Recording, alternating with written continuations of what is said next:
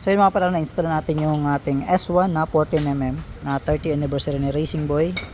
Ayan. So fit lang siya mga bossing, plug and play ano. So although nagtabas tayong kunting-kunti dito, maliit lang naman. Kunting-kunti lang tinabas natin doon.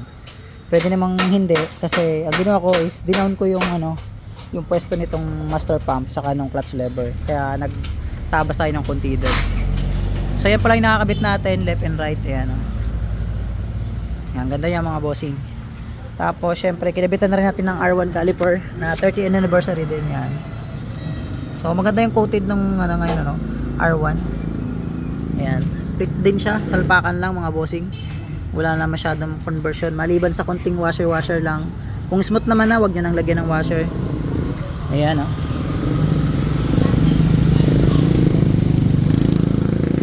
So meron tayo niya sa shop, available yan. Punta lang kayo.